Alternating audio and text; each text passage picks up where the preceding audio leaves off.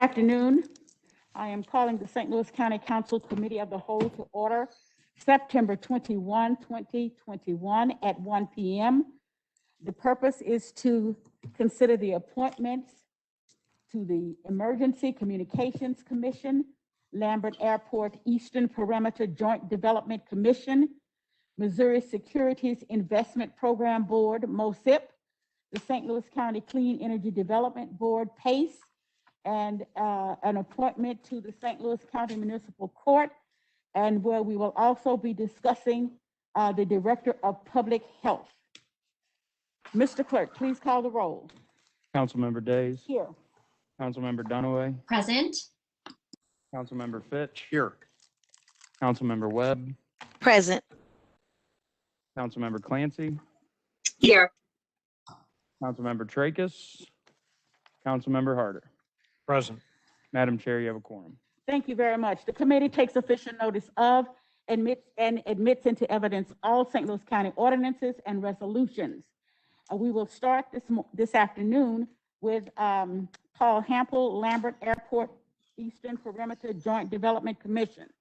Madam Chair, the record will reflect that Councilman Tracus is in attendance. Thank you very much.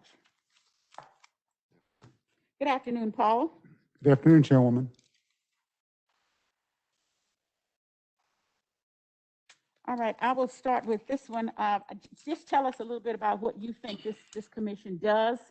I have some particular concerns with this in that it is part of the development in the area, and is also encapsulates the city of Kinloch as part of that endeavor. So I'm concerned and curious about what you're thinking along those lines as to what your responsibilities are regarding that commission. Well, it's my understanding, Chairwoman, that the Commission's original mandate was to seek and vet development for the parcel of land known now as the North Park Business Park. And the Commission was quite busy in those early years with that task, but once North Park was pretty well established with the location of Express Scripts, the Schnucks Distribution Center, and the Amazon warehouse, it has cut back on its efforts in recent years and has primarily been involved with approving various zoning variance requests, formal reimbursement of TIF monies for approved expenditures, approval of plans for expansion or remodeling of existing facilities, and other fairly routine activities in sort of a planning and zoning realm. And so since that has been sort of dormant, if I'm taking your words for that, who has done that activity previously? I'm sorry, could you say that again, please? Who has done that activity previously? You said it was kind of dormant right now. So what, has there been no activity or what? The Commission has met once since 2018, but it's my understanding that there is a renewed effort by the current membership to move from being a reactive commission to more of a proactive body, and to concentrate its activities more heavily on Kinloch and cleaning up Kinloch, securing Kinloch, and seeking economic development for that area. As far as it can do so, considering its limited authority in those matters. 57% of that property belongs to the city of St. Louis because of the airport buyouts there. And how are you going to incorporate the city of St. Louis into whatever plans you have for Kinloch? Well, the city of St. Louis has membership on the board, as do the cities of Ferguson, Berkeley, and Kinloch, and also the fire district of Eureka, and another fire district. It escapes me now who the other member is, but any decisions like that will be made as part of a group decision. I will be following this very closely, Paul, because this is part of my district, and Kinloch has been left in a major state of disrepair for so many years. I'm really going to be concentrating on looking at what that is going to, or what the future is for Kinloch. So that's all the questions that I have. Any further questions of the council? Councilman Fitch. Hi, Paul. This particular footprint, it encompasses all of the city of Kinloch, or just that airport buyout property? I'm not sure if it's contiguous and how much of it. That's a question I'd have to look into and provide an answer for you as soon as possible. Okay. Did whoever had your position before you, were they on this board, on this particular commission? You mean the position that I now Someone hold? from the county executive's office? Someone from the county executive did. And who yes. was that? Tom Curran. Okay, so it hasn't been filled since Tom Curran retired. That's correct. Okay. But there hasn't been a meeting since 2019. There was one meeting in November of last year, and it was the only meeting since 2018. Okay, got it. And funding, does money come into this particular board? Money does not come into it, but in standing up the board in the early 2000s, money was appropriated to the board from sale of parcels of land within that footprint. And about $1 million was collected by the commission at that time. And since then, interest on that has grown by several hundred thousand. So there is a pot of money, but the money is under the statutory control of the cities of primarily Kinloch, Ferguson, and Berkeley, with Ferguson having just a small stake in it. How that would be dispersed and who would have the authority to do so is a matter that I need to familiarize myself with. So if Kinloch wanted to use some of that money to clean up the trash that's in that area, could they? Do you know? I'm not sure. Okay. Are you sure you want to be on this board? There's a lot you don't know about it. Well, there's a good vetting process and a good onboarding process that the partnership takes part in. They staff it and they provide legal counsel for it. And I'll be meeting with them in the coming weeks to familiarize myself with the actions of the board.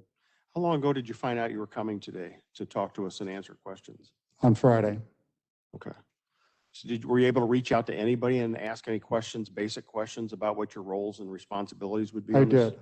I spoke with partnership staff yesterday. Okay. Did you ask for this role or was it handed to you No, it was requested of me. by the county executive? Yes, sir. Okay. Thank you, Madam Chair. That's all I have. Thank you. Any other questions for Paul Hample? Sure. Councilman Harder. Yes, thank you. Paul, so to follow up on what Councilman Fitch was talking about, so is there a position, is this position supposed to be an appointment position by the county executive? It's my understanding that by ordinance it is. So no one else could fill this position unless a county executive puts someone in it, correct? That's my understanding. I believe that the ordinance designates that it has to be a county employee. It has to be a county employee appointed by the county executive? Correct. And do you know why that was set up that way? Well, it was part of the original ordinance setting up the commission. Okay. So you would report directly to the county executive on matters dealing with this commission? That's Is correct. that your understanding? Yes, sir. And is there others on the county executive staff that go to these type of groups or appointed to these groups around the county? The types of meetings like this, yes, there are. Do you know the others, what the Well, others? I go to numerous meetings like this, and some of my colleagues attend others as well. But you're not on other commissions, are you? I am on other commissions, yes. What other commissions are you on? Numerous boards and commissions. Right after this meeting, I'll be attending the EAC meeting of the East-West Gateway Council of Government. I serve on the Hazelwood, CDD, the Brentwood, Hanley, TDD, Chesterfield TDD. I serve on quite a few boards and commissions in our, Are you pretty much doing the job that Tom Curran was doing before? some of it, to some extent, yes. Okay.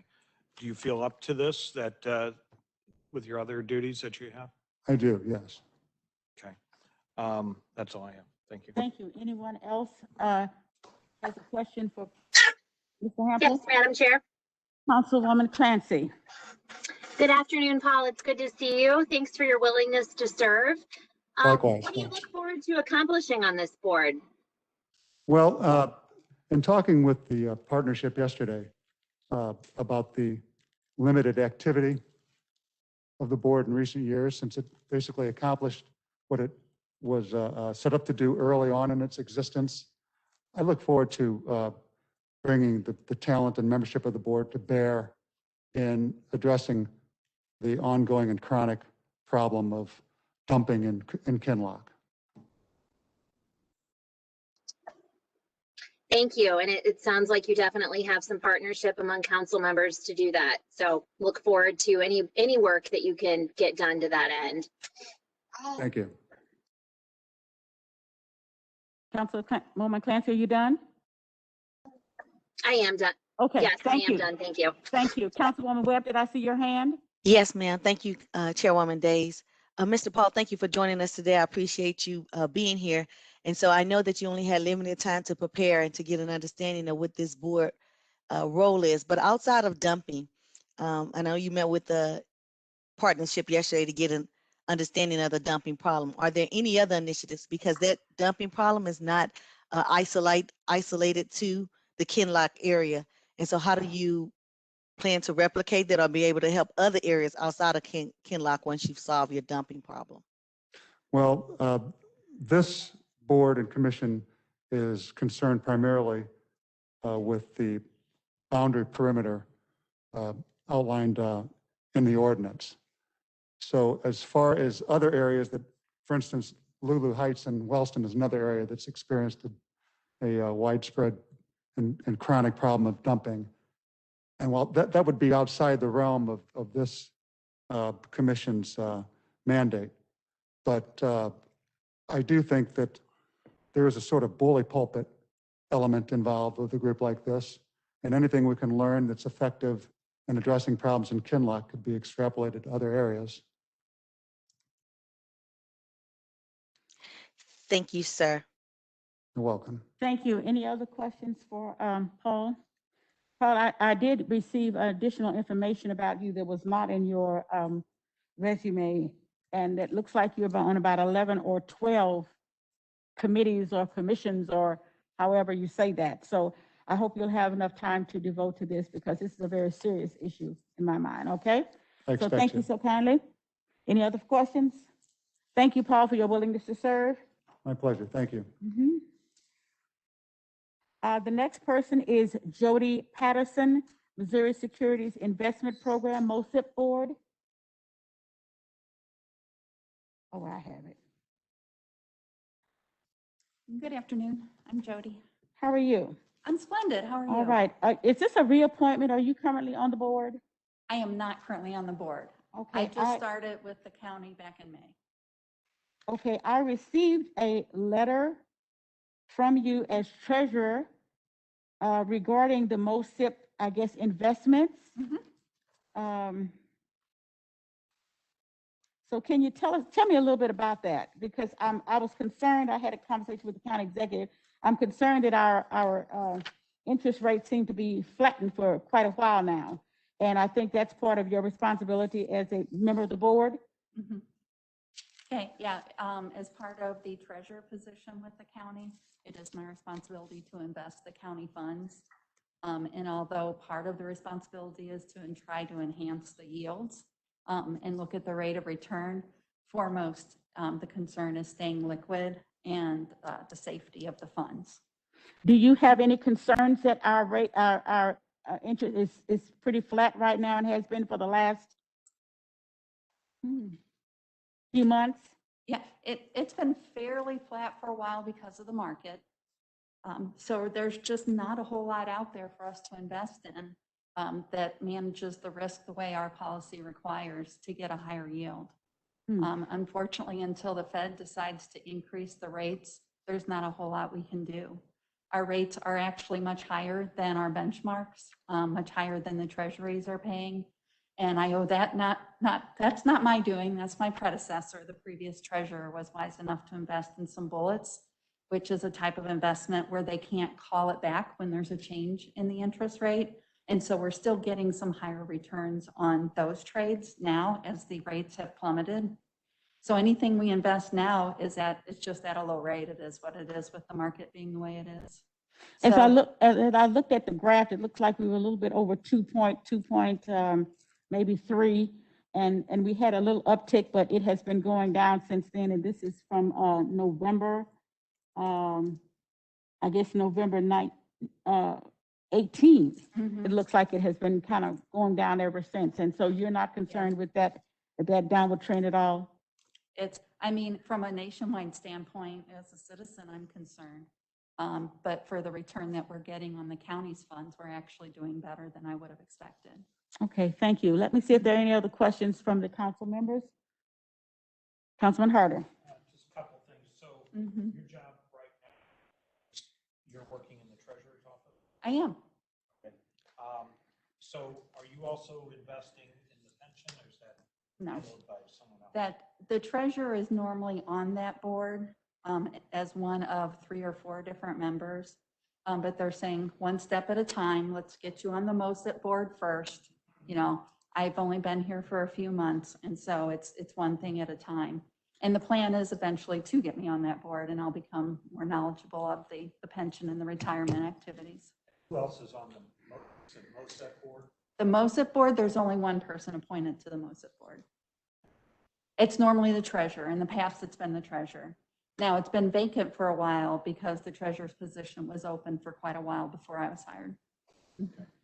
Prior to coming to St. Louis County? Yeah. You were doing what? Immediately before coming here, I was working at Webster University. So most of my background has been in higher education. I did have a few years working for the state in their internal audit department. But the position I had before coming here was assistant controller at Webster University. And so a lot of my treasury experience has been in bursar positions, both at Webster and St. Louis University, where I oversaw all of their cashiering activities and all their accounts receivable and loan activities. Mhm. So MOSEP board, you said it's just a board. Okay. No, the board is all the members, basically is everyone who invests in their organization. So it's a group, it's just government and related type organizations like school boards can invest in them. It's unique in that it's very highly liquid and the risk adversity is very high. And so they're not investing in stocks or anything like that. They're basically, the instruments are similar to what the policy allows me to invest in here at the county, which is going to be similar to other municipalities. You know, you're limited to treasuries and agency bonds, commercial paper. You can't do anything risky. You'll be our representative on that board. Of Exactly. other municipalities and Yes. jurisdictions, right? So it's actually right around 4% of our portfolio. The ordinance that allowed us to invest this way limited us to $35 million. So I'm not allowed to have any more than 35 million in there. And I've had, when I started, we had 34.5 in there and we still do. It's a nice place to put funds short term because it's highly liquid and you can pull the funds out immediately. It's very similar to a bank account. You put the funds in and you can withdraw them versus the treasuries or the bonds. I may do a 3-month or a 1-year or even a 3-year, and then I don't have access to those funds without penalty until such time. You know, so it's very important for us to manage when the funds are coming in to ensure we never run low on funds. And is it your understanding of this board, one person, one vote for Yes. whatever their policy is? Yeah, until I attend the meetings, I'm not really sure what all they vote on and the kind of activities that they do. So once I start attending the meetings, I'll understand those types of activities much better. Majority rule when it comes to how they invest? That's my understanding, yes. Right now, our returns are only 6 basis points, which is only 0.06%, which is a very, very low return. But it's about twice what we're getting on our bank account. So it's a nice place to put excess funds you have nowhere else to go with because at least you're getting something. Somewhere else. Right now, no. Right now, I would like to be able to put more in than the 35 million because otherwise the higher yield means you're tying your funds up for a longer period of time.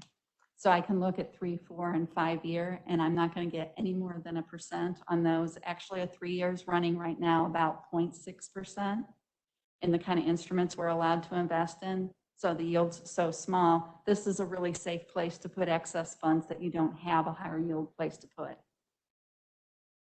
Kind of like your bank account. Any questions, Councilman Tracus?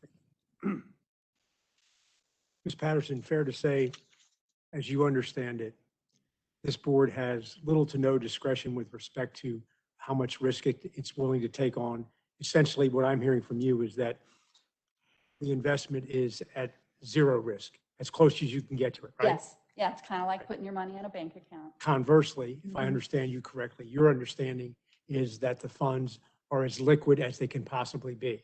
Yes, The result is that you are free when the market turns around yes, to perhaps invest in a greater yield, as much as your policies will let you, right?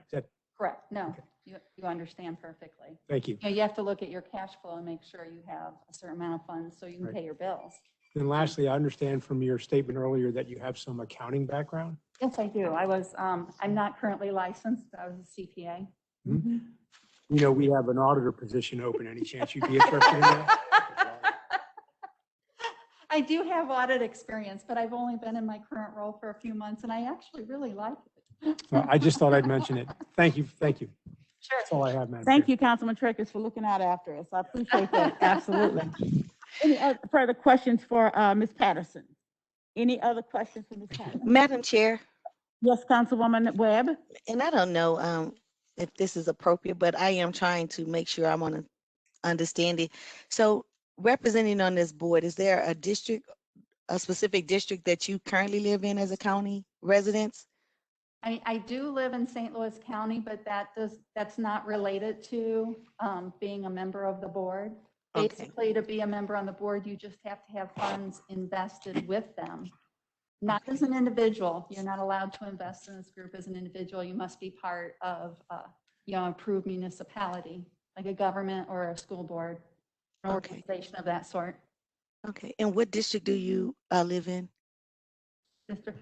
I'm Three. in Valley You're in Park. three. You're in three. You're in mine. 3? Oh, okay. Thank you. Sure. Thank you. Any further questions for Ms. Patterson?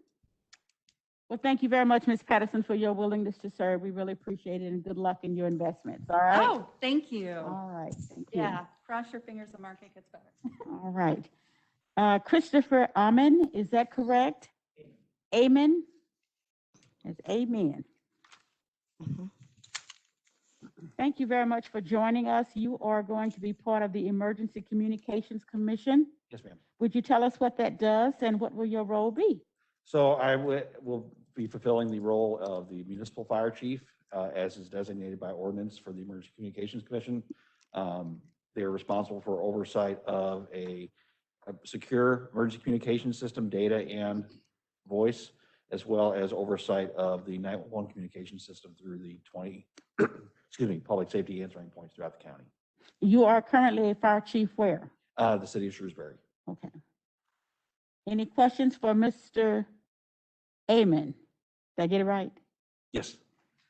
Councilman Fitch? Thank you, Madam Chair. Chief Brown recruit you for this?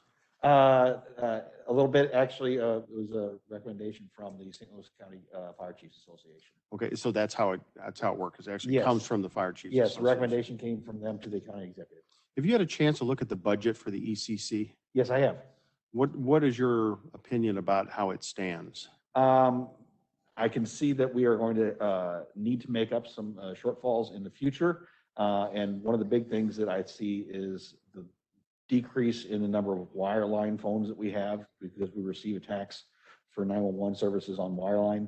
Right now, the state of Missouri is the only state in the union that does not have a wireless 911 tax. We do receive a tax from the prepaid cellular, but not from the standard wireless or cellular accounts. And so that's something that I really think our commission can push for at the state level to try to get that passed. The last I knew, and I've lost track because it's been a few years, about 70%, it's probably higher now, the calls that come into 911 come in through wireless devices. That is correct. Is it still accurate, that Yes, sir. number? Still about 70%? It's actually a little bit higher, Okay. Is it closer to 80 now? closer to 80%, yes.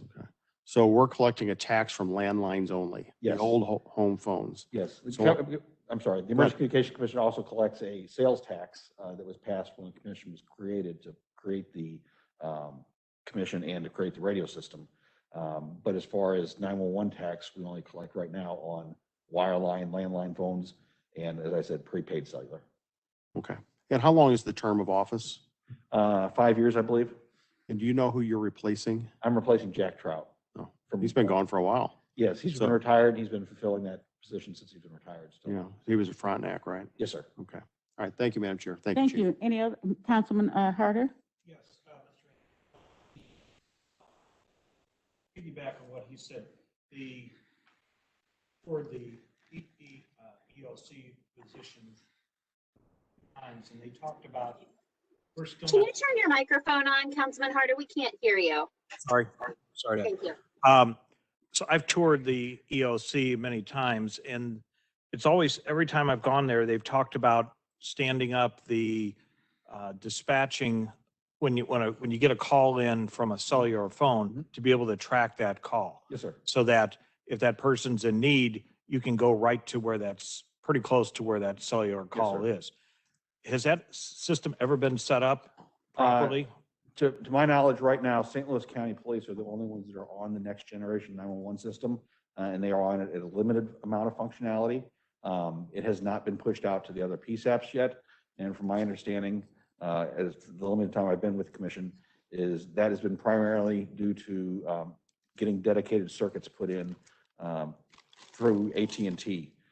It was another provider that was supposed to do that originally.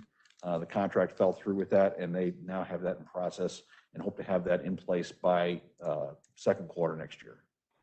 So the holdup has been with AT&T and the cellular providers? AT&T and the previous landline provider who was supposed to put in these circuits for communication. And right now, we don't have that service, right? Right now, we do not, no. But you said in St. Louis County, we do. St. Louis County has it in a limited, St. Louis County Police has it in a limited fashion, to my understanding. Okay, so just so I understand, so if somebody calls in an emergency, say they're in the middle of a park somewhere, Yes, sir. okay? That call will be traced to that pretty As- close geographic As of area? right now, no. No. No, sir. That's kind of a misnomer right now. In St. Louis County, that's not the case. Only if it happens to hit St. Louis County Police and only if it's in one of their specific areas. So Right you'd now, have- that is not countywide. So you'd have to be in a county park before it'd find you? You have to be in one of the specific county areas that it's active in right now. So one of our precinct service areas? Yes. So if you were in Belnor or Frontenac, or Right now, no. you can't get that Correct. service, That's correct. either through that municipality or through St. Louis County because of where you are? Yes, sir. Okay, because that was supposed to be one of the main features of the new 911 system, correct? Yes, sir. I agree. And the Fire Chiefs Association has been very vocal in trying to push that forward to get that done. And I know a lot of it has been in the technology back end. The previous contract that they had fell through. They now have a contract with AT&T to put those circuits in place, and supposedly it is moving forward. Okay, and you thinking it might be, I was told by the director of the ECC that they're looking forward to second quarter of next year. okay, because people use cell phones in their home and they've Yes, sir. gotten rid of their landlines. Oh, absolutely. I agree. And It's, so even though they're sitting in an address of a home, they still may not be found. absolutely. And it's a big issue, especially in my district where I work. We are right on the border of St. Louis County, St. Louis City, and the city of Shrewsbury. So when you dial 911 in the southeast end of our district, you can go to one of 3 dispatch centers.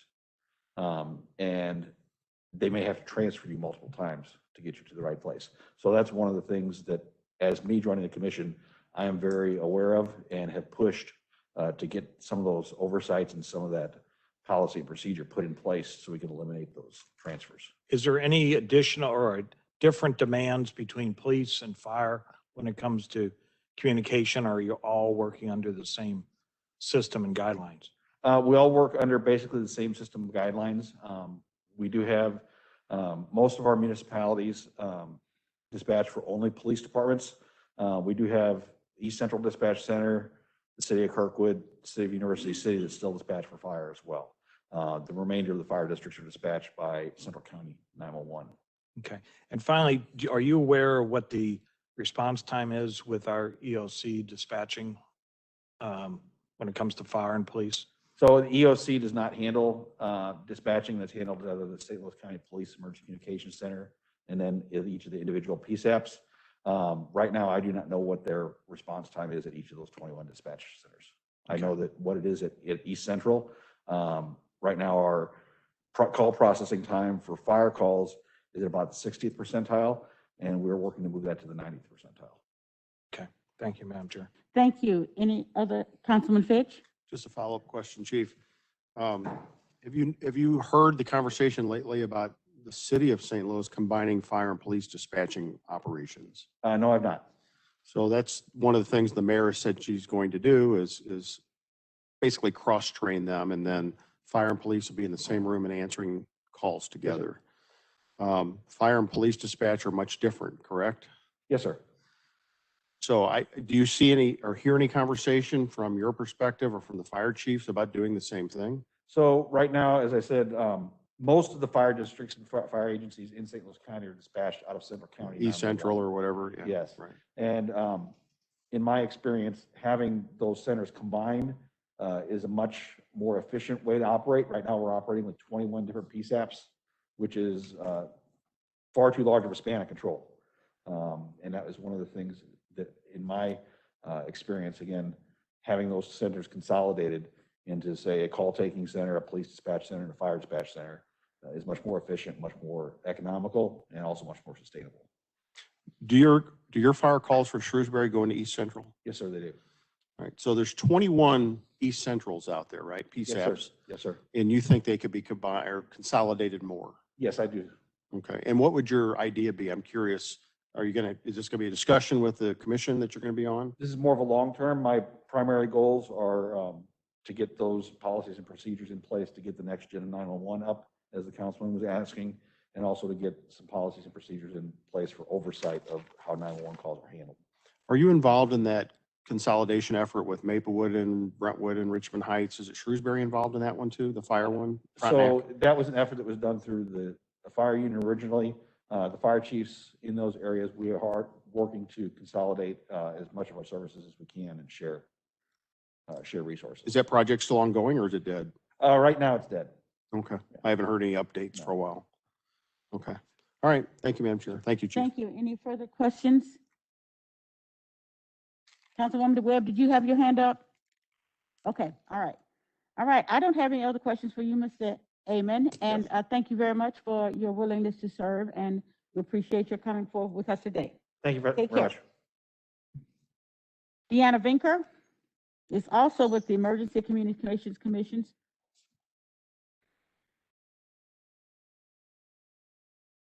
Good afternoon. Good afternoon, Chairwoman. How are you? I'm fine. I'm fine. You might want to pick up where the chief left off in terms of your advocating for the tax, the not wireless 911 tax. What is it that you plan to do in your role? And I'm assuming you're in this position because of your role with the county. Is that correct, or is this separate? Correct. This is due to my role with the county. Okay. And I certainly appreciate the question. My big thing to advocate for would be our dark fiber that we have and our missing links that we have throughout St. Louis County.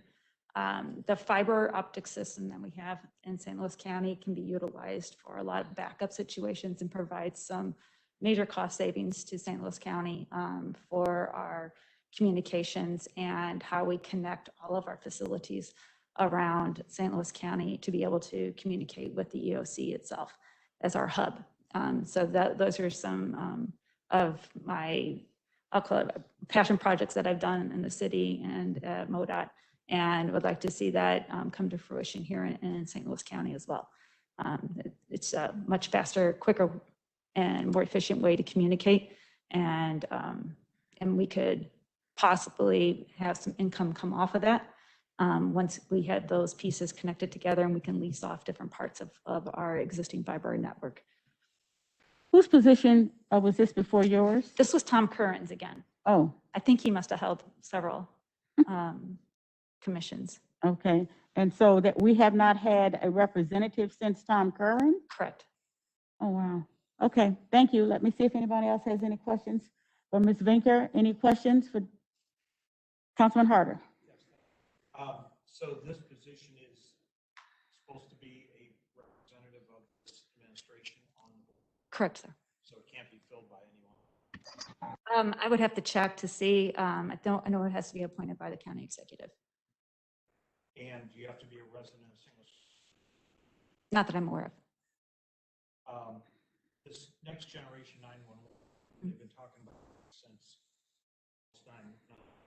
Mhm.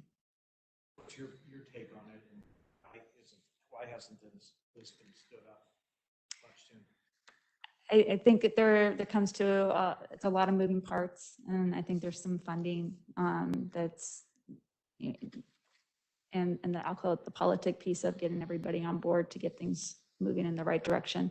I know as being part of the commission, I think it's a goal to help provide that communication and collaboration amongst members of the commission itself, but also to the outside, and make sure we can start to move past those barriers and move some of these projects forward. Have you been attending their meetings? I've been to one. I was on vacation on the first meeting, and so I've been to one since my appointment, And how often do they meet? monthly. Monthly. Do you know what the goals are of this commission when it I'm- comes to these issues? I am learning as we're going. We've had a couple of meetings and emails and conversations, but it's a learning process going through that. Once we get going, it's a learning process. So it's as topics come up and they become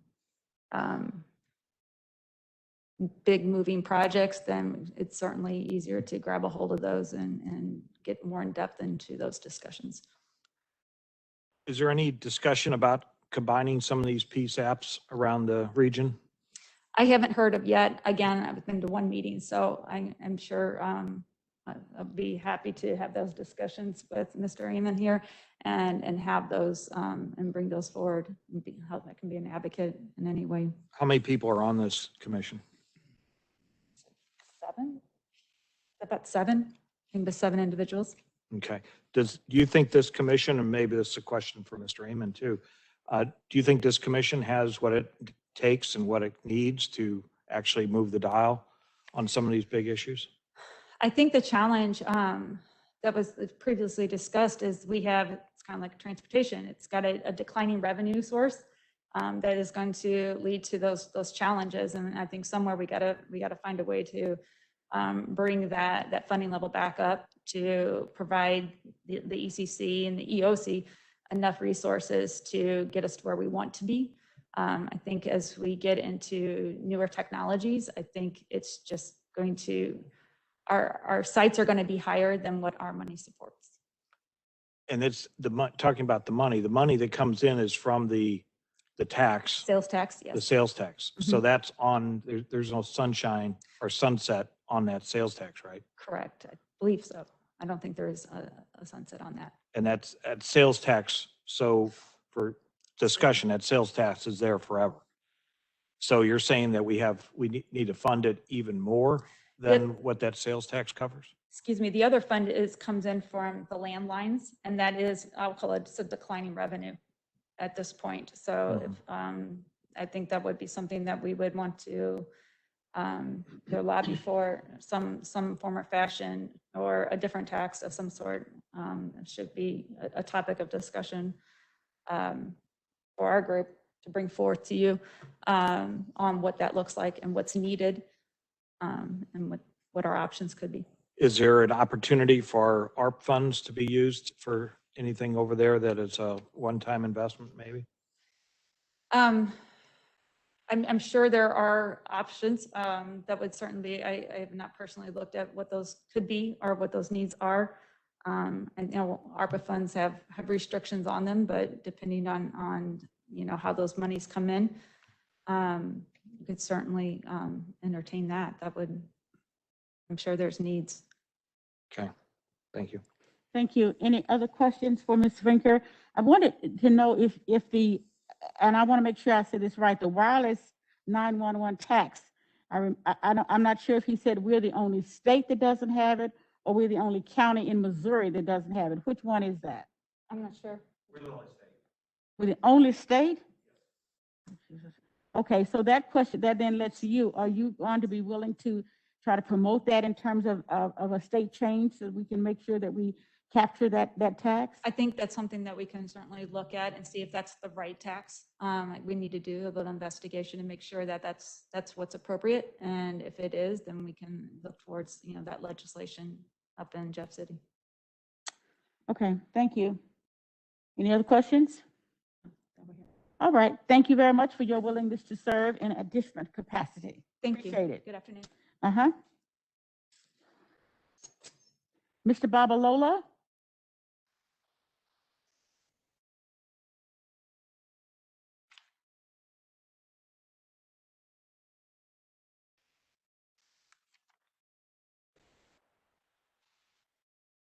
Good afternoon, sir. Good afternoon, Council. And you are you currently serving on the PACE board? Yes, I This am. is a reappointment? Yes, to the PACE? I was serving as the vice chair, and right now I'm the acting chair until this reappointment. Okay, all right. All right, well, tell us what you have done. We have quite a bit of a conversation around the PACE board, and where are you? What are you currently doing? What are you currently advocating for in terms of PACE? Absolutely. So currently, we're in the RFP process of either finding a new administrator for the program, or even maybe, because we have the same administrator who also currently bidded on the RFP. So we're hoping to make sure that we do have that in place before the end of the year.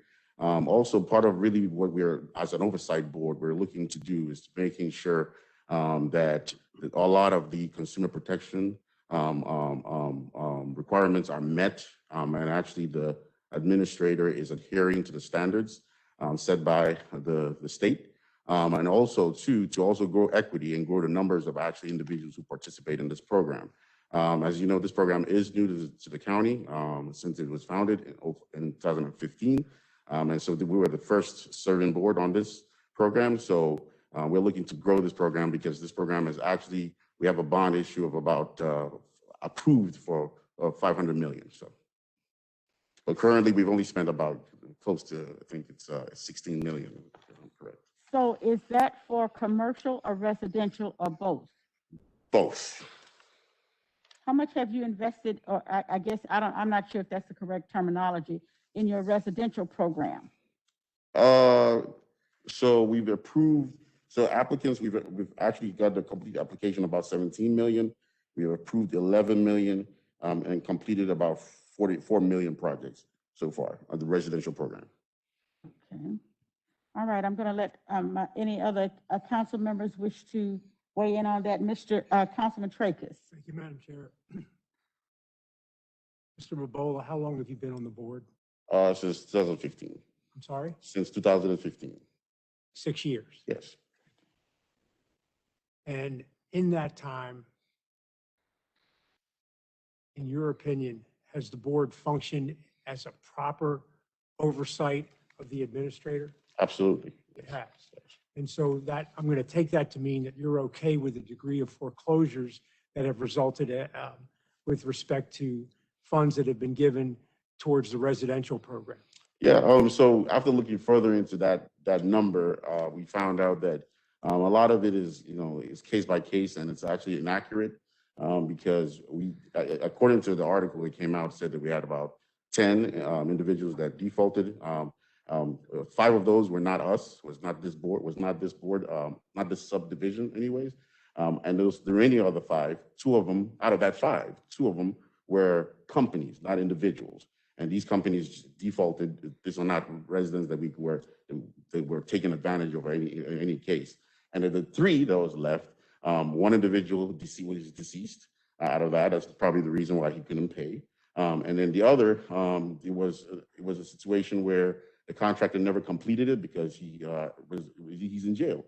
And then the last, we haven't been able to reach the last individual. So in all cases, it just seems to be situations that are beyond us. So and what I'm hearing in that response, sir, is that you're perfectly fine with the administration of the residential program as it exists and how it's been handled for the last 5 years. I would say so, yes, because of the case that we've actually done all our due diligence to making sure that these individuals are qualified and that they're not over their heads in terms of paying back these loans. And we've done that, and the board has shown that we've actually been right about this. And what happened is a situation that is, beyond us. It's just something that we can't control. I respectfully disagree with that assessment, but I'll leave it to the others to inquire. Thank you, Madam Chair. Thank you. Any questions? Councilwoman Dunaway. Thank you, Madam Chair. I'm curious what you believe is the role that you play in protecting consumers. Making sure that the administrator is adhering to the law, that's number one, and they're actually practicing ethical standards in terms of the way they give these loans out, and everybody's fully aware of what they are engaged in. And so we are making sure that the administrators of this program are clear with us in all the tactics they use and approach they use in order to be able to find qualified candidates for this program and administering the program itself. So, like I said, we're an oversight board, and they adhere to our standards. We're fine with that. So what specifically are you doing to ensure that they are following through on what they say they're doing in order to meet your standards? So as the chairperson of the board, one of the things is that every loan does, at the end of it, once it's closing, I do sign off on those, and basically it's based on the information I'm given. And also too, they do a report during our quarterly meetings. And we also make sure that they're up to date in terms of any new laws or legislation that's been passed by the state of Missouri. When you say they, do you mean Y-Green? Yes, Y-Green, who is the administrator, yes. Okay, and so you're basically just trusting Y-Green that they're doing what they're saying, what they say they're doing? I mean, I'm basing it off the information they give us, yes. so isn't that just seems to me like you're letting the fox guard the henhouse. That doesn't seem like it to you. I mean, do you check in with the consumers who agree to these loans to make sure they understand what they're getting themselves into? In the past, we haven't. In my capacity as vice chair, we haven't. But I mean, in the future, we can definitely do so in terms of actually checking with the consumers ourselves as a board. Currently, we do have Y-Green does do that in terms of after service surveys and contact. Yes. So what do these after service surveys ask the consumers? I would not be able to say off the top of my head, but generally it's basically the satisfaction level with the program is really what they're looking for. And so do these surveys go out after the deal has closed or after the consumers get their first tax bill? That I cannot answer at the moment. I am not too sure exactly when it goes out. So my concern is that this board isn't really protecting consumers, but expecting Y-Green to protect consumers, which in my view might be in direct conflict with their ultimate priority of making money. How do you react to that? That is a good concern, fair concern, but we do believe that we do look into the practices of Y-Green as best as we can. So how can you do better? Like, what can you do differently to ensure as the board, to me, like your purpose is to protect consumers from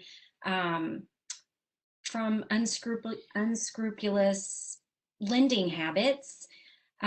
So what more can you do to protect St. Louis Countyans from these loans that they may not really understand what they're getting themselves into? So currently, we are a volunteer board that really does not get a lot of support from the county itself.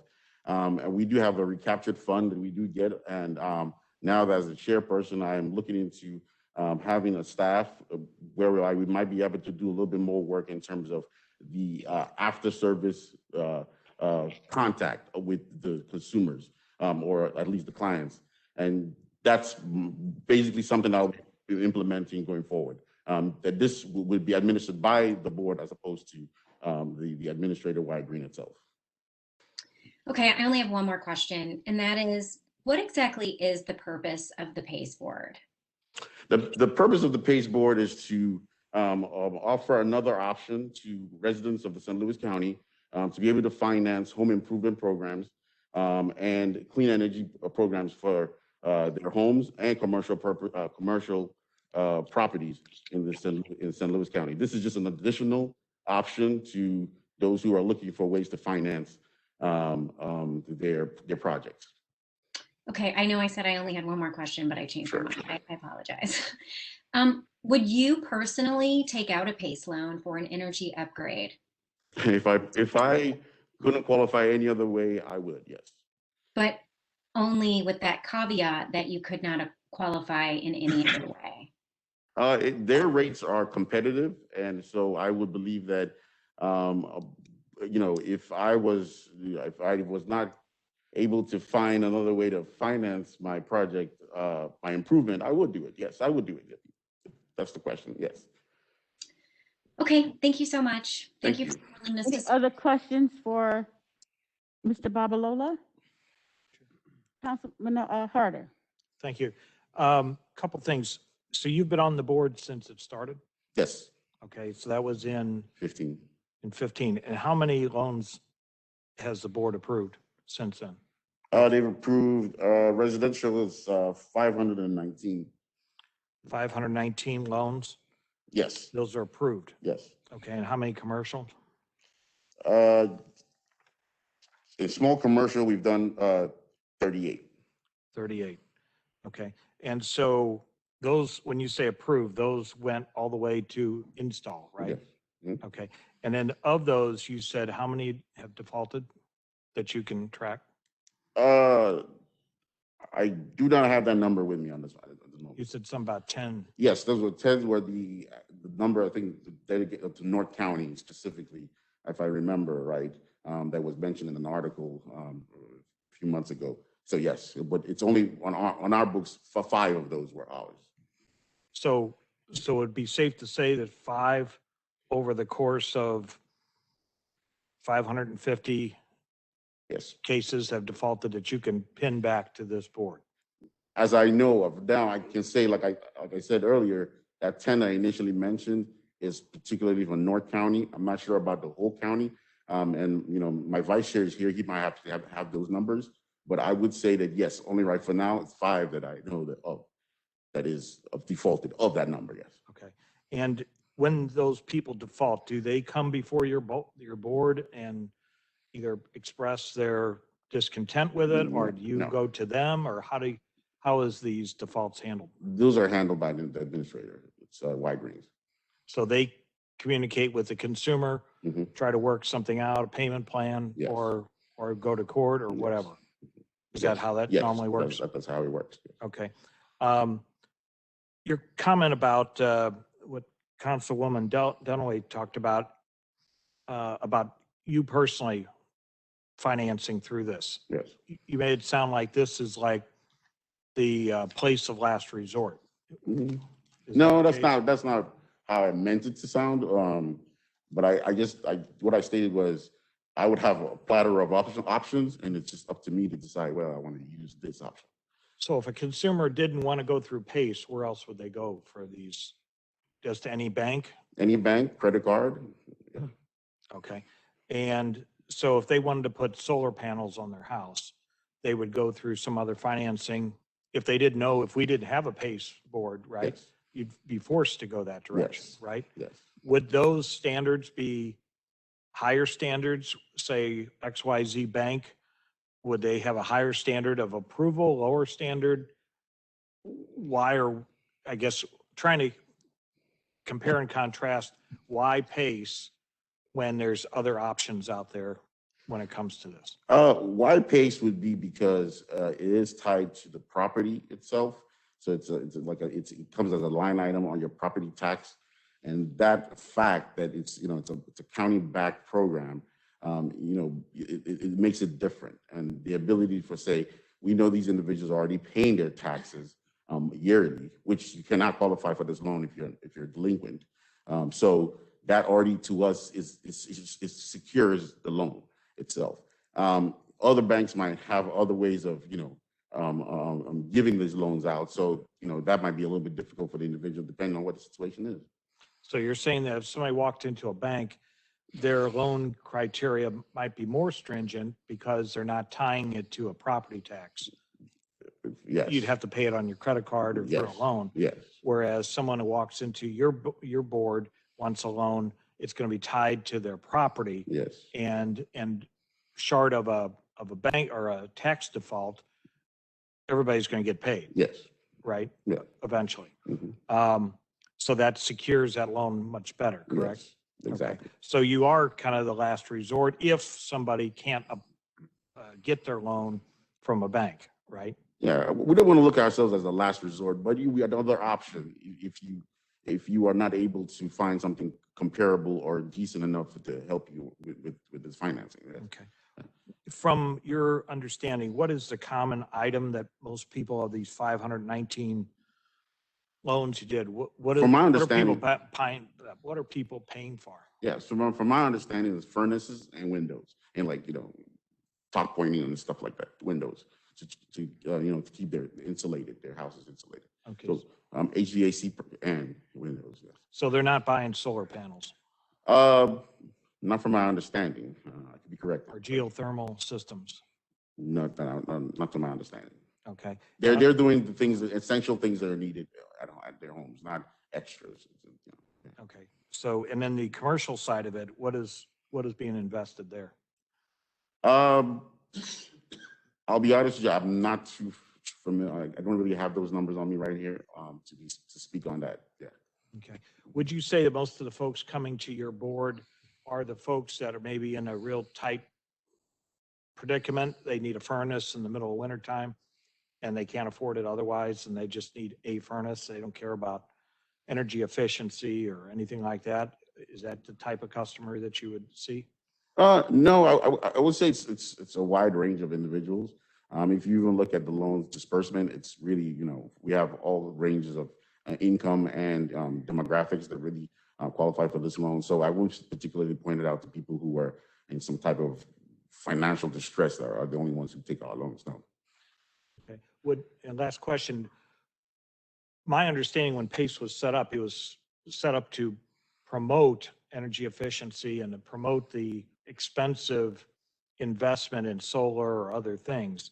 And it seems with testimony we got a while back that people are using it as a stopgap, because they can't get a furnace or an air conditioner the way they want it at the time they need it. Are you seeing that? Is it more that than the person that's wants to go green with his home and wants to invest that way? From my perspective, yes. Yes. So it is more people going after the basic necessities to keep warm or keep cool. Yes. Okay. Okay, that's all. Thank you. Councilman Tracus? Thank you, Madam Chair. Mr. Bobola, I want to make sure that I understood your statement correctly and that the record's clear.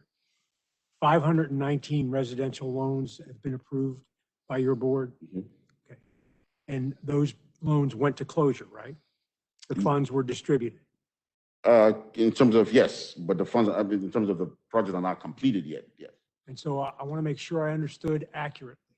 Of those 510 loans, the only defaults that you're aware of or could recall were the 10 mentioned in some newspaper article. Is that correct?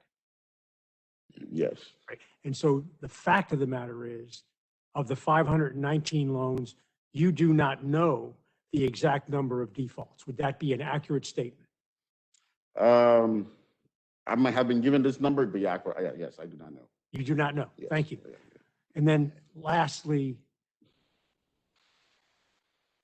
would it be correct to say that a person who has a low credit score or a bad credit history and could not get approval for a loan for a furnace from a bank could still, assuming they have equity in their home, get a loan from the PACE program?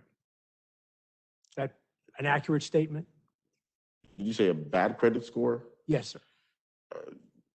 I guess it's relative, but yes, I would assume. And so in that context, would you agree or disagree that people in that situation may well be the least likely able to pay the loan, given their credit history? Yes. And so in that context, is it not accurate to say that the PACE program by design is predatory? No, You don't agree with that? I don't agree with that. Thank you, Madam Chair. Thank you. What is the average interest rate, Mr. Babalola? It is 7.99. 7.99. Yes. Okay. Now, you know, we had a hearing earlier on, and this was, at that particular point, someone mentioned that some of it could be as high as 20% of an interest, if I recall correctly. I may not be that way, but again, that is essential to one of the payday loans companies that are here and surrounding St. Louis County. The interesting thing that I heard you say, and I thought I heard you say, that these are basically the 519 are in North County. Did I hear that correctly? The 500 I mentioned? 519 No, residential loans. that's the whole county. That's the whole county. Okay, yes. all right. And then the 38 are the whole county as Yes, well. yes. These are backed by the county. That's what you're saying. This is why they're able to get these, because the county, in other words, this is associated with their tax property. This is their Yes, tax. exactly. And so if they default, then how do you get your money? That I'm not going to be able to speak specifically to, but I would say more about just like any other creditor would have to go for the money. But this appears on their tax bill. So right. Yeah. If they default uh-huh. on your loan, then I want to know what happens. Who pays you? I would say it goes on as a lien, but that I could probably Well, defer. he's going to come up in a minute, but I just kind of Yeah. want to make sure he's in line with the questioning that we have here. Yeah. So if they default, Mhm. what happens? I would not be able to say right now. I do not know. Okay. Any further questions? Councilman Fitch? Thank you, Madam Chair. Sir, are you paid for this? No. No. Why do you want to do it? So initially, when I was appointed, I worked for the St. Louis Economic Development Partnership, and I was a project manager focused on low-income communities and underserved communities, and trying to see investment and real estate development.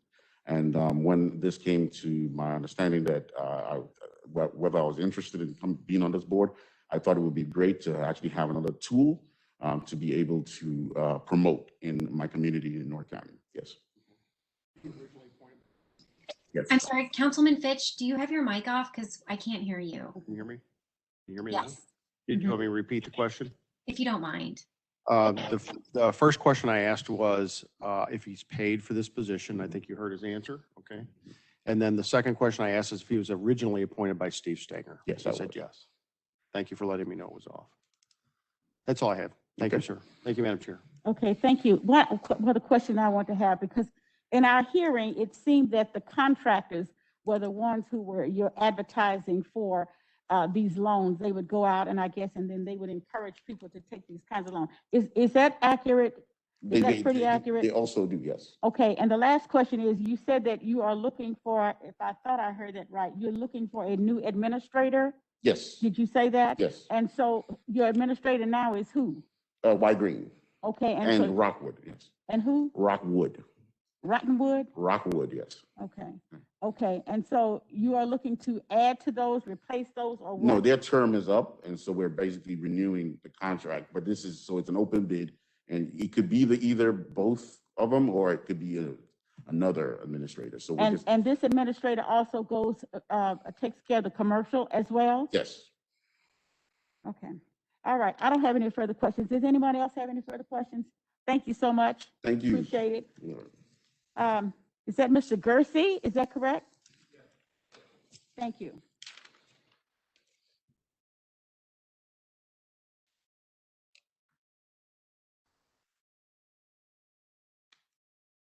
Thank you for joining us, Mr. Gersey. I understand now you are the vice president, is The vice chair, Chairwoman. vice chair, okay, Yes. of this commission, all right. So can you start with filling us in on some of the blanks that Mr. Babalola kind of left here with us? So I've served on this PACE board since the beginning in 2015. One of the reasons why I served on the PACE board was I saw it as a way for the taxpayers of the county to get green energy products in their home.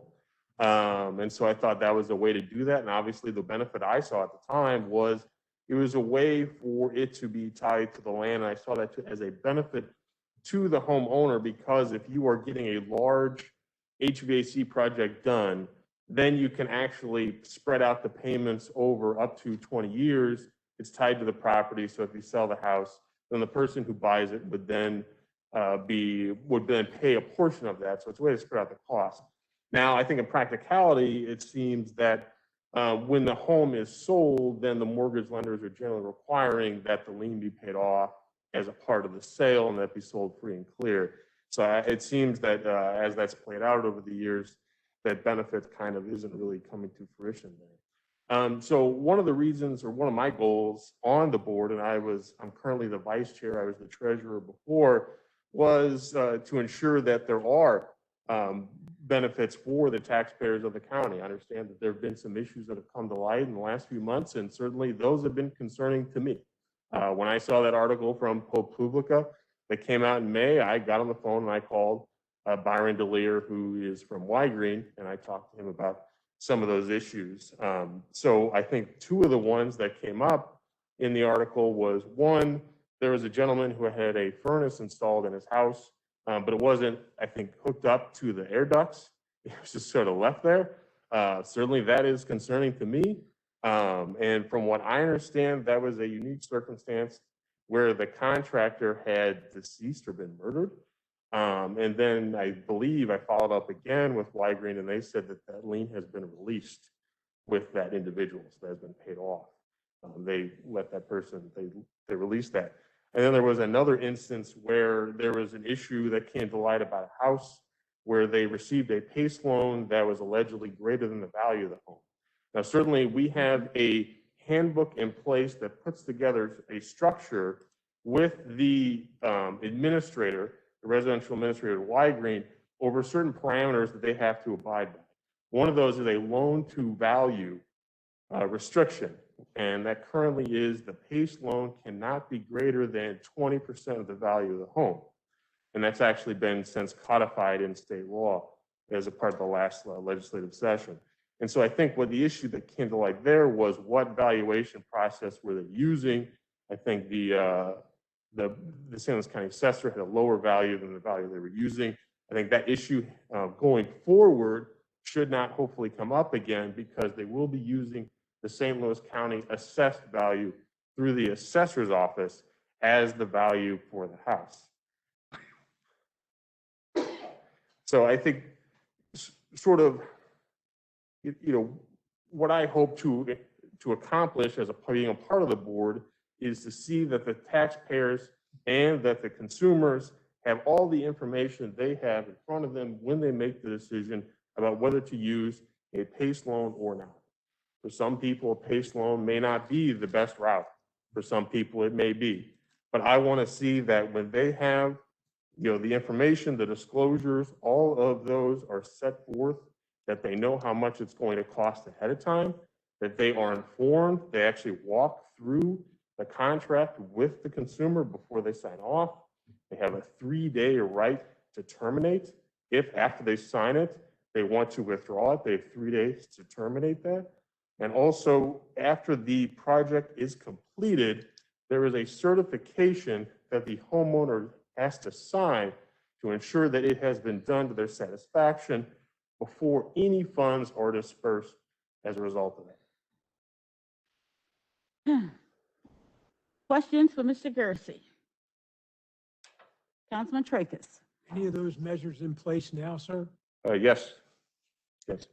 Now, your colleague mentioned an interest rate of, I believe it was 7.5% or higher? 7.99, I believe. 7.9? Yes. So we'll just call it 8%, okay? That okay with you? Sure. Okay. Now,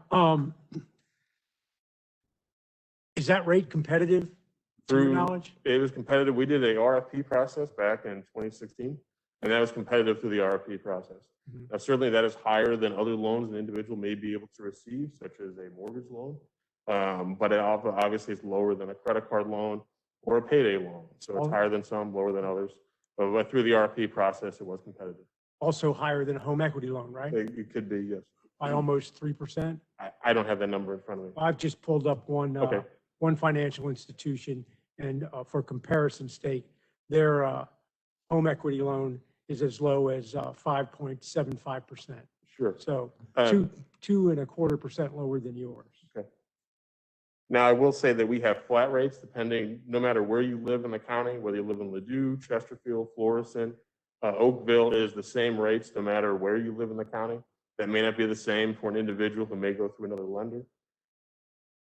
And why did it take this article in ProPublica to spark your interest and create this concern?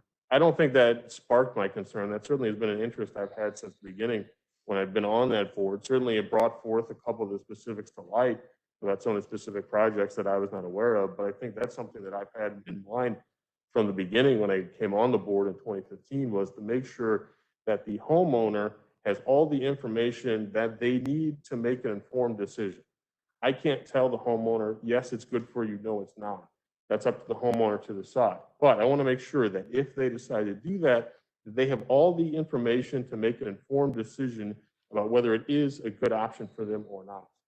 Didn't the article that we're talking about specifically point to the fact that homeowners did not have that information? I don't know about specifically in the county. That may have been the case. I know we heard testimony from some individuals in California through another company, so I don't know if I can speak to that. In the county, I don't know to what extent that was an issue, other than I think there were a couple of specific projects that were mentioned. Wasn't that the same administrator in the cases that were cited in that article? I don't know. I know a lot of the testimony at the May hearings was from a company called Renovate America, who we have not used in the county. Okay. And, well, I'll leave it for later. Thank you. Councilman Harder? Yes, thank you.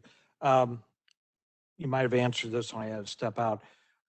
Of the 550, both commercial and residential loans that you've done, how many people have ever come to your board meeting and said, I don't like what I got, I didn't know what I got into, I don't like my vendor, I didn't like the install? How many people have come and complained about the services, the PACE? At official board meetings, I don't recall there being any. I know that the past chair, Jim Holtzman, I think he may have spoken to one or two on the phone regarding some issues. I can't speak to that directly, but in terms of an actual official meeting, I don't recall there being any. So is that the normal procedure of the committee, that the administrator handles those complaints? I believe so, yeah. That's kind of the nature of not just our board, but PACE boards in general. So PACE boards in general, a consumer would not normally come to their meeting and complain? I mean, certainly they are free to do so. We are a public body. We post notices about public meetings, so certainly anybody's able to attend. But I haven't seen that occur. Are you aware of anybody that has come through the administrator or to one of your meetings complaining about anything concerning? Meetings, no, I'm not aware of there being anything about meetings. Some complaints to the administrator, I believe there at least was one that I'm aware of, which was one of the ones that was reported in the article. Okay. So if you had somebody that came and complained about a vendor doing an install of a furnace or whatever it may be, would it be up to that board to decide, don't use this person again? Or how does that recommendation, and how do you correct that situation in the future? So at the homeowner level, they obviously go with a contractor, and there is a approved list of contractors who are approved in the PACE program. Obviously, if there are issues with a contractor, they could be put on the watch list and or terminated from the program if there are issues about that. And I believe there have been contractors who have been terminated from the program. They're no longer eligible to receive, to participate in the PACE program. So is it the PACE board, the administrator, or someone else to decide what vendors get to be in the program or not? At the contractor level, who is on the watch list, that would be at the administrator level. So the administrator in this case was Mr. Holtzman? No, Mr. Holtzman was the chair. up until earlier this year, but then for the residential administrator, that was Y-Green. So Y-Green would determine based on somebody's complaint whether XYZ installer is in the program or not. I believe that's the case. Yeah. And is it like a 3 strikes you're out thing, or is it 1 complaint you're out? I believe there is, I don't know whether it's 3, but there are a couple complaints, and then eventually they are terminated from the program. Okay. Trying to think of another one. Okay, so your recollection, the time you've been on the council or on this commission, you don't see a problem with either defaults or complaints against the system that maybe are unresolved? Not to my knowledge. I mean, in terms of the number of defaults, I don't have that in front of me. In terms of the specific numbers, there have been 900 applications that have been received just from the administrator end. 509, this is as of June 30th. 519 were actually approved. And then of that approval, in terms of the completed projects, there's 283 that were fully approved and funded. Now, some of the difference between the 519 and 283 is that some of them may be in progress, but other ones, there could be reasons why they were not ultimately completed. So the 283 that were completed. What would you say is your demographics of someone that gets a PACE loan? In terms of demographics, I know at least I have asked the administrator to give us a list showing the locations of where all the projects are and sort of what contractor did they use, and also what renovation did they have done. So we have asked for that, and I know that they provided us with a map showing where they are located. And it looks like the majority are either in North or South County for the most part. Okay. And with a similar program out there, reverse mortgages, are you familiar with those products?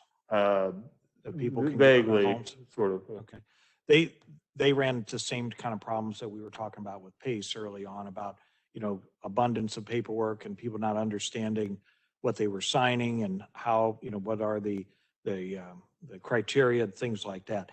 Is there any checks and balances with the PACE program to make sure that someone that, say, is elderly or not very savvy to some of these financing issues, is there something there that makes them feel comfortable about what they're signing and or their errors that may have to take these projects on if they pass? I mean, I know that we have no before you owe lending disclosures. So, and they're actually have an example of a financing statement of disclosures here with me, where it breaks down the fees and costs, split out exactly what it is before they sign it. And I know that the administrator walks through the contract terms with the homeowner before they sign off on it. Is that done in their home or at a It's meeting? on the telephone, I believe. So they just talk about paperwork on the telephone and then they sign? I think they walk through that with the homeowner before they sign that. Okay, so no in-person meetings? That may be an option, but generally I don't think that usually occurs. Okay, is that sufficient going forward? I think it's so long as that works for the homeowner, I don't necessarily see an issue with there being, and I believe that also that call is recorded as well. You said what? I'm sorry. The call is recorded as well. The call is recorded? It is recorded, yes. Okay, and someone keeps that recording? From my understanding, it should be kept, yeah. I don't know if there's any requirements about that, but I believe it is stored. Is that stored or kept by the administrator or by your board? Yeah, so the administrator runs the day-to-day operations of the program. Okay. Thank you, Madam Chair. Councilwoman Dunaway, I believe I saw your hand next. Yeah, thanks, Madam Chair. And thank you for your willingness to serve. Mr. Gearsey, right? Yes. Get that right. So I'm going to ask you some similar questions. Do you think that the St. Louis County PACE Board is doing enough to protect consumers from Y-Green, frankly? I think given the resources we have, I believe we are. I believe we've made sure that we put in requirements that the administrator has to follow. And obviously a lot of those requirements have since been codified in state law. And so I believe that given the sort of the resources that we have, we are currently made up of a 3-person volunteer board. We are not paid at all. I don't get any expenses paid. My meter outside comes out of my own pocket. And certainly in terms of other staff, we don't really have any other staff. In terms of assets, we have about maybe $40,000 that the board has itself that they received from cost recoupment fees over the years. And that's after 4 years of operations. But that's not really enough to hire a full-time, let's say, executive director, or even full-time outside legal counsel generally as well. So I think given the resources that we have, I believe, yes, we have sort of are doing what we can to ensure that the interests of the taxpayers are looked cared for. Okay, so let's just take the resource limitations off the table. If resources weren't an issue, do you think that we should be doing more to protect consumers? I think one thing that you suggested was actually doing maybe more outreach to the homeowners, or doing more of that. That could be something. Would you personally take out a PACE loan? It sort of depends on what the project was. So it maybe depends on what sort of I needed to be done to my home. Okay, so give me some examples of something that you would use PACE for. I mean, something that could be done with PACE if you wanted to do a large HVAC project, or if you want to get windows replaced, if you wanted to get solar panels installed, or other clean energy projects, that would be something you could use PACE for. No. I'm asking what you personally would use PACE for in your own home. I mean, right now, I don't know if there's necessarily any projects that are pending, but there conceivably could be something. If I needed a new furnace, I would review the options to see, is this something I could pay out of pocket for, or did I need to take a loan out for, and sort of what were the options available for if I needed the loan? Do you, I characterize this when I was talking to your colleague earlier as with, you're just trusting Y-Green to be following the rules and checking the boxes that you say are that matter to you, and also state law. Do you feel in any way that that is allowing the Foxes to look over the hen house? I mean, I think that is sort of the nature of the way the PACE programs nationwide are set up. I know at least in the city, where also Y-Green is the administrator, the St. Louis Development Corporation has more of an active role in administering the program. So there may be more of an oversight there that the city has offered. But what more does the city do than we do in St. Louis? Well, I know that the St. Louis Development Corporation is actually actively involved. To what extent, I'm not sure. But I know that they have more involvement from the board level, from that level. And do you think more active involvement at the board level results in safer loans and people who better understand what they're getting themselves into? I can't speak to that. I don't know. Listen, my concern here really is that this is an incredibly complex loan program. It's hard to understand even for me. And, I consider myself above average intelligence. And so, and I'm not saying that the people that are being targeted with these loans don't have above average intelligence, but I'm suggesting that no matter how smart you are, this is really hard stuff. And that when this is being targeted to desperate people that don't have the options that you and I have to get financing through a bank or directly from the HVAC provider or, new solar panels or windows, that they're maybe signing away out of desperation and not understanding what's going to happen when they get their tax bill in 2 years. Certainly, there are some complexities with a loan, and that exists whether you are talking about a mortgage loan, a bank loan, or another type of loan. There are some complexities to any sort of financing. But one thing that we tried to make sure about is that all of the terms are made available and that the homeowner is informed of all the terms before they sign off on the loan. So that way there are no surprise fees, there are no surprises, that they have all the information that they need and have before they even sign or agree to take on it. In a perfect scenario, how should St. Louis County protect the consumers that are taking out these loans? I think perhaps maybe some additional resources from the county, either from the administrative level or from, I know initially when we started off, we had some more involvement or more resources from the county. Also, this county counselor's office was more involved in getting us started. But then once we kind of got started as a political subdivision, we kind of would have sent out on our own. And And basically, it was just a volunteer board with the administrators we were designed to oversee. So I think maybe that could be something that could be seen in the future. Okay, all right, that's all the questions I have. Thank you so much. Thank you. Thank you, Councilman Fitch. Thank you, Madam Chair. Mr. Gersey, you get paid for the position? No, Why do you do it? I do it because I want to actually see that the interests of the taxpayers of the county are served. And certainly when the article came out a couple months ago, I had to think about whether that was something I wanted to continue. Because that's not something I normally want to be associated with, is a board that is alleged to be taking advantage of taxpayers. But certainly after thinking about it, I want to continue to serve to see that the interests of the taxpayers are served and that this option is made available to them and that they are not being taken advantage in the future. If in a perfect world and you could make a new law, a new PACE law, what would you change? I really don't know about that. I'm not sure. You don't have any opinion I'm after? not standing here before you today. I can't think of what, again, maybe a few more resources from the board level could be something, but in terms of what in the law I would change, I really, standing before you, I can't say for Do you sure. get any funding at all? We get a portion of the cost recoupment fees. So that'd basically be a portion of the funds that are allocated. We do get a portion of that. I believe right now, I don't have a bank statement in front of me. I think it's about 47,000 are allocated towards our general fund after about 4 years of operating. We've been operating since September 2017. And what do you use that money for? That's the general fund. Right now, we have not used that, but it's basically open to the board's discretion. Is that money coming from the people that apply for these loans?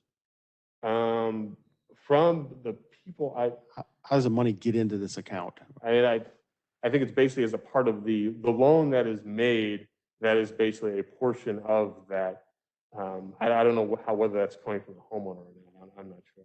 Well, it's coming from somewhere, It is, yes. but you don't know where it's coming from. I specifically exactly know, not standing here today. Okay. Is there any reason for it to continue to come into these coffers and have no use? Well, certainly one thing that the chair, Mr. Babalola, was stating was going forward, finding use for that to see to what extent, even with basically with 10,000 or less that's going in there per year, are there any additional staff we can hire? Is there anything we can do with that money to see that we can have some more assistance from the board level? Yes. Do you have the authority, your group, your board, have the authority to spend that money? Yes. So it's been sitting there since it started Mhm. and you've never spent any of it? Well, And the you don't know where it 47, comes from? It's grown, so, but yes. Right. Was that a fair statement? You don't know where it comes from? I know it comes from the loan, specifically where in the chain. I'm not sure. Obviously the person applying for this, there's money that they pay back in interest, right? Right. Is this part of that interest? Is that what that is?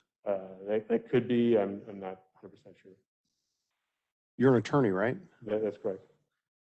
Okay. That's all I have, Madam Chair. Thank Thank you. you. You mentioned earlier that in order to approve the program, you would think that there would be more resources coming from the county. I'm curious as to what you think those resources should be. Perhaps maybe right now we use a law firm, Hush Blackwell, who also oversees the administrators, maybe perhaps independent legal counsel. I have no reason to doubt the current legal counsel, but that could be another option. Or perhaps giving further resources, at least in terms of staff, at the board level from the county or county development board. That could be an option. You were appointed in 2015 Correct. with, I'm assuming, County Executive Stanger. Yes. Okay, and so when you were appointed, were there these resources available at that time? At the very beginning, yes. You had a staff. I don't know about a staff, but we had the county counselor's office who did attend a few of the first meetings. Well, if you have Hush Blackwell that's working with you now, why would you need the county counselor's assistance? Well, from a legal perspective, I don't know if necessarily do, and certainly I have no reason to doubt Hush Blackwell, nor do I necessarily believe they have a conflict because they also represent the administrators. But from an independent standpoint, or if we need some additional staff, I know that's one thing Mr. Babalola is looking into, but certainly we are limited even then with the amount of money that we have from hiring, let's say, a full-time person to oversee the administrators. But that's your job. Certainly, yes. I mean, we are an oversight board. We do meet quarterly, and certainly we do oversee them. So you're looking day to day. But more That's what from you even more beyond what we do currently do, yes. Where are your offices located? Or do you have an office or? The PACE board? Yes. No, we don't have any offices. So if, I think Councilman Harder was asking you how many people would come before your board. Where do you meet? How would people know? Previously, we met here in the county building on the planning and development on the 5th floor. So a But person, now, since COVID, we've been meeting through Zoom. okay, so a person who would perhaps want to come to your meeting, you don't have an office for them to meet, really? Well, we do meet virtually through Zoom, and certainly we do post the Now. notices pursuant to the Sunshine Law. And then up until, I believe, early 2020, we did actually meet in person here in the county building. Where in the county building? It was, I believe, on the 5th floor, Oh, 5th floor. up Okay. until the COVID Until pandemic. COVID, okay, I understand. All right, I don't think I have any more questions for you. Anyone else, Councilwoman Webb? How you doing today, sir? And I don't want to butcher up your your last name, so I'm going to just Sure. call you Mr. Matthew. Is that okay? That's fine. Yes, Mr. Matthew. And so as a returning member that was serving as the vice chair, as I listened to you all, you and the gentleman before you about more resources, the concerns of consumer protection and making sure that this,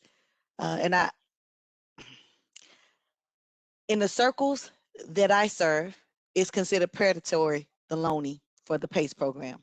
And so as you and the gentleman before say how we want to need more resources, I would like to see a plan on how do you remessage, rebrand, come out with better protections, and also a strategy to ensure that all those who participate or select to participate in the residential PACE program, because I always like to distinguish between the two. The residential program is where I get the most hesitancy and pushback, not the commercial.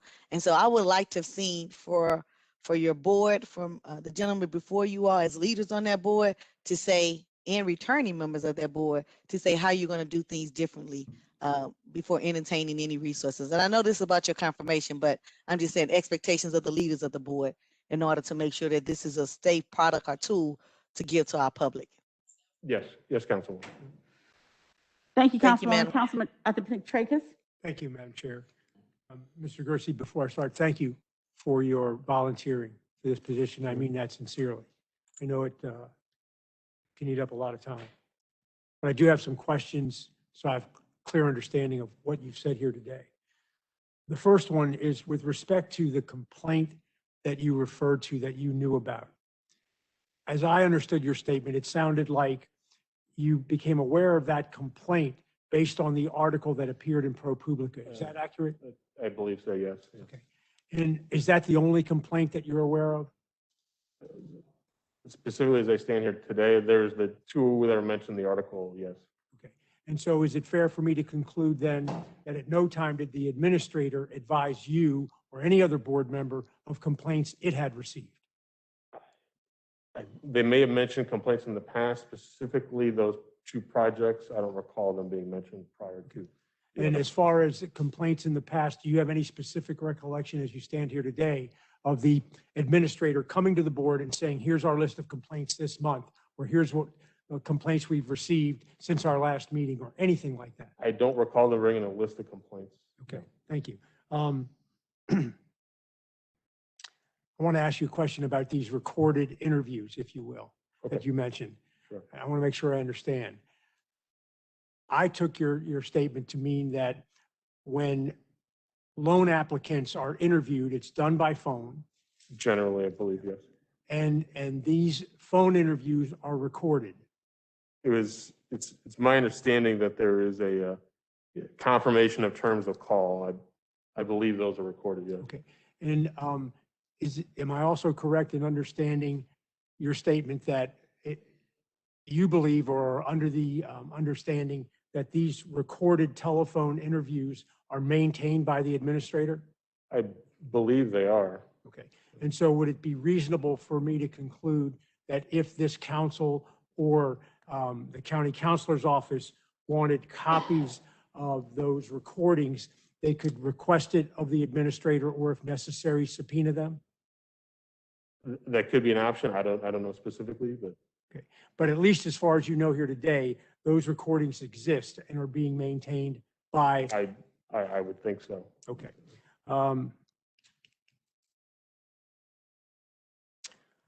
Of the 280, you mentioned the number of 283 loan applications that have received full approval on the residential side. Did I get that right? 283 as of June 30th of this year.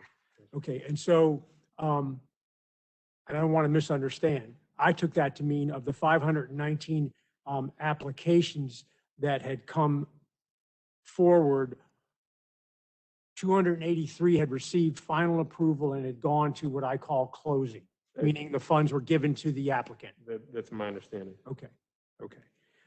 And then lastly, if I understand correctly, you believe that the administrator provides all of the information about the loan, and I mean the details with respect to interest rate, with respect to obligations of repayment, with respect to default, et cetera, that you would typically expect a financial institution to provide to the borrower is provided by the administrator? It's my understanding that they do go through the terms and that they do a know before you owe of the terms. Now, I'm not a party to those conversations, so I don't know exactly what they say, but it's my expectation that they do cover these, the terms of the financing loan with the homeowner. And would that coverage be part and parcel of this phone recorded interview? I would hope so. Okay. And then is there any process, procedure, or protocol once the administrator has provided this information to the prospective borrower to determine whether or not the borrower fully comprehends all of the material and information provided to he or she? I think there is a confirmation process that the administrator goes through as a part of that call.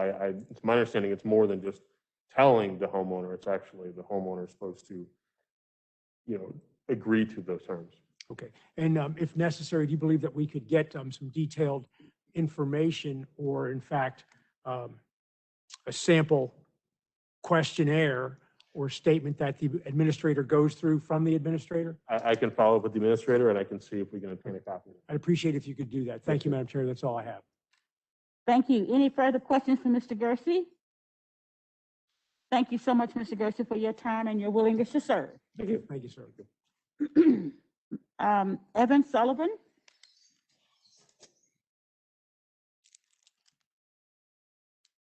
Good afternoon, Mr. Sullivan. Good afternoon, Chairwoman. You are being appointed to the St. Louis County Municipal Court Judge. We have your resume here, and I have not had a chance to read it. So tell us what you hope to do with this position. Well, I hope Let's to start get, there. well, I'm sorry. I hope to get caught up. I know there are several thousand case backlog right now, and I think personally to me, I think that's the biggest reason why I want this position. Okay. Any questions for Mr. Sullivan? Councilman Fitch. Thank you, Madam Chair. Mr. Sullivan, one of the issues that we talk about quite often on this council are derelict properties, problem properties. Are those issues and that backlog been brought to your attention? As far as the amount of cases, which percentage of those are problem properties, that has not been brought to my attention yet. Okay, so, well, let's bring it to your attention then. Okay. Because it's a huge issue and we need your help on the municipal court side to adjudicate these cases and get those moving along, hold these property owners responsible. That's my personal request from you because this is an ongoing problem all over this county. And we keep hearing that there is a bottleneck and it's specifically in the judicial side of the house is what we've heard. That's a big part of it. So are you a new judge coming on to an addition to the fleet, so to speak? Are you replacing someone? I'm replacing someone. And who are you replacing? I don't want to butcher her name, but I believe she resigned in April 2020. Which division was she in? South. So you're going to be in the South Court, the one off of Lee May Ferry? Yes. Okay, so that handles a big part of the issues in my particular council district and Councilman Tracus as well. So I just wanted to bring that to your attention. Looked over your resume, you're certainly well qualified. How did you end up, did you seek this position out or did someone ask you? Yes, I applied. I applied online. So you just saw it being advertised Yes, and you applied? So this will be a part-time position for you with the county? And then Correct. you'll continue your law practice on your own. What kind of law do you practice? I practice civil law, a little bit of everything right now. Okay. Is this your first venture into a judge position? It is. Okay. Thank you very much. Thank you. Any other questions for Mr. Sullivan, Councilman Tracus? Mr. Sullivan, I'm not going to be as gracious as Councilman Fitch because this issue is primary in my district. It has been allowed to fester for decades. Part of the reason, a big part of the reason, is the reluctance of municipal judges to take steps necessary to address problems created by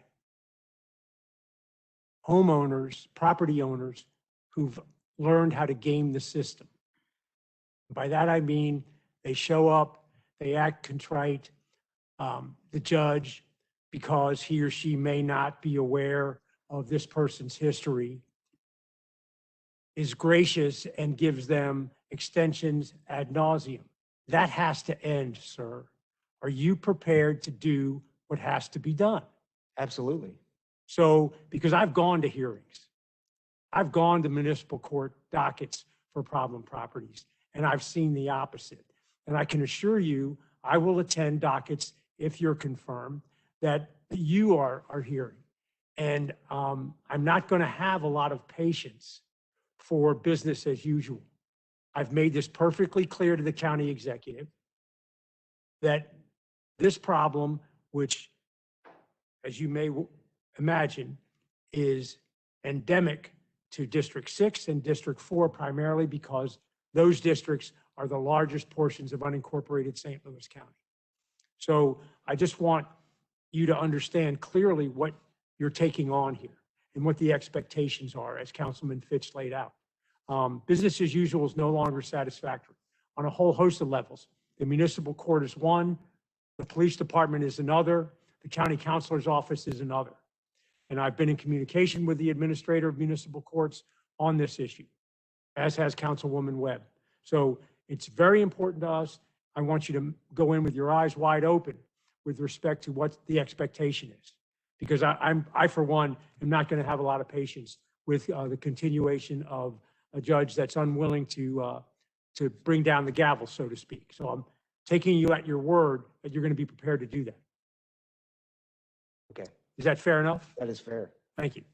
Thank you, Madam Chair. Right, clear, crystal, right? Crystal clear.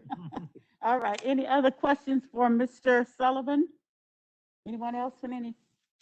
All right, well, thank you so, and good luck. Well, thank you so much. I And be appreciate watching it. out as you have people in the audience looking at your performance, all right? Thank you. Thank you so much. All right, council members, you also see Dr. Faisal Khan's name here. That is because he has already been before this process. And so we are taking all of the remaining appointees and we're going to address them. So I need to know what is the pleasure. If you want to take them singularly, let's do that. If you want to do them all as a whole, let's do that. So what is the pleasure of this body? Let's start with Mr. Hample. I have a motion for Mr. Hample to be confirmed or to be moved to the full council for confirmation. I think that's the appropriate term. So moved.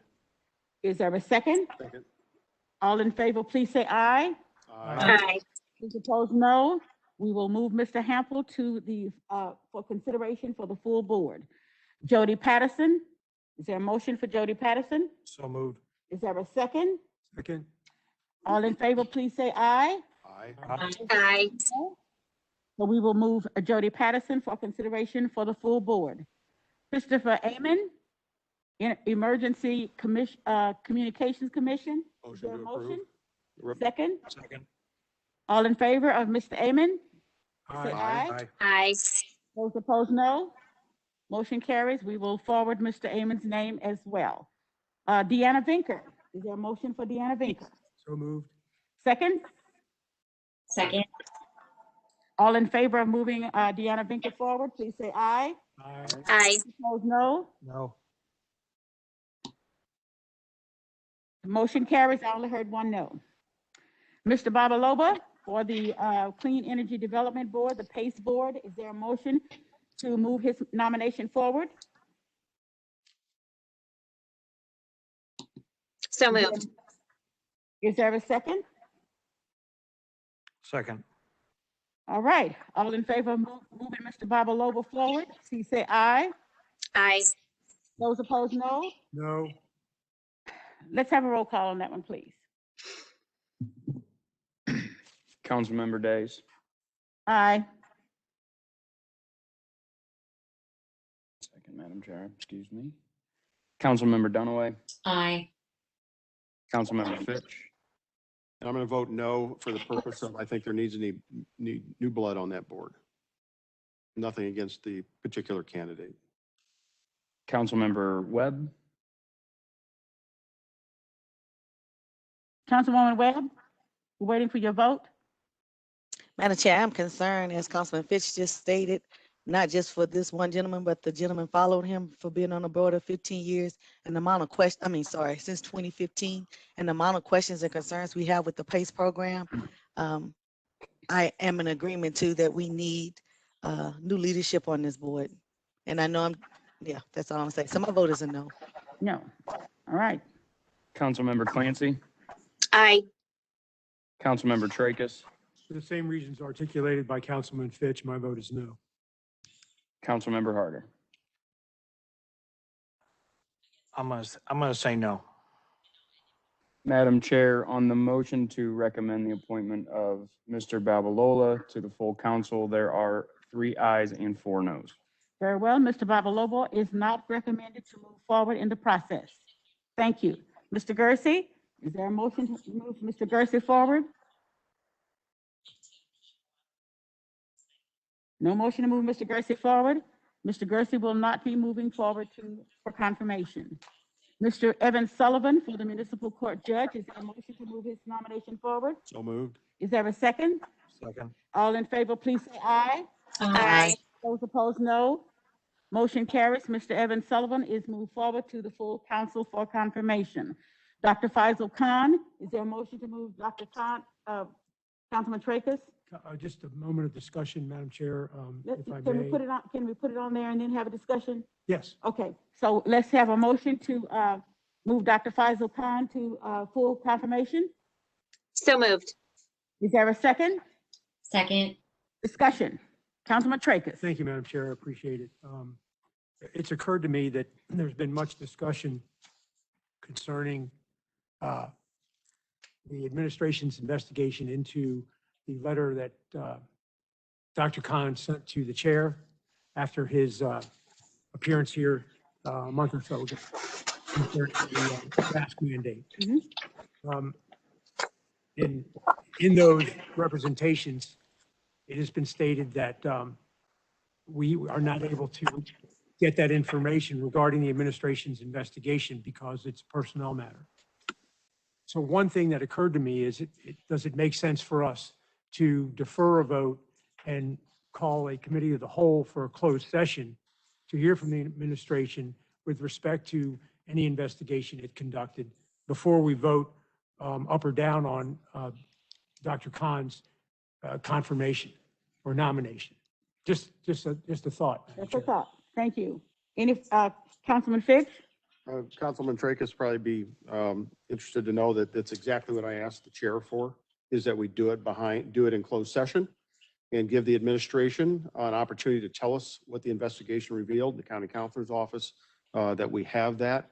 And certainly I'm interested in following up to see if we can have that. Any further discussion? Any further discussion? Councilwoman Clancy. So what was the response from that request? Am I guessing that the response was no to that request, Councilman Fitch? And that we would go ahead and move a vote today? don't think we got a response. No, there was no response. It was just a request I made yesterday of the chair, and I just heard Councilman Tracus make the same request. And it has not been considered at this particular point, and if that is the pleasure of this board, I will do so. But that was not a decision that I was going to make without the counsel of the entire board. Okay. Any Go to further the committee. discussion? I think then the only real option at this point is to, I believe Go the to the committee Councilman of whole. Clancy made the motion to withdraw the motion, and we hold, with the understanding that we hold as committee of the whole. Correct. Councilwoman, are you willing, Clancy, are you willing to do that? I am fine with withdrawing the motion. I do believe, though, that if we're going to call for a committee of the whole on this matter, the very first committee of the whole that we need to call for with Dr. Khan is pertaining to the new masking order that has come down. And I think that takes precedence over anything else that we're discussing right now pertaining to hearing from Dr. Khan. So I would like that consideration to be made also before scheduling anything with Dr. Khan. Madam Thank you. Chair, I think we can do both at the same hearing. We certainly have the open session portion concerning the mandate, and then go into closed session to discuss the personnel matters related to the investigation. All right, I can, let's do this. If you're going to withdraw your motion and you withdraw your second, is that agreeable? Yes. It is agreeable. And what we will do, we will set up a committee of the whole as soon as we can get at least 4 people. So people keep your calendars available so that we can do that. And my office will work very hard to make sure that that happens. All right? Thank you. So at this particular point, we will hold on the confirmation of Dr. Faisal Khan until after the committee of the whole. Is that agreeable? Mhm. All right, thank you. Thank Any you, Madam further Chair. Any further business to come before this council at this time? Seeing none, motion to adjourn. So moved. So move. Second, Second. all in favor, Second. please say aye. Aye. Those opposed, no. Motion carries. So see you in 10 minutes. Can't go to the bio break.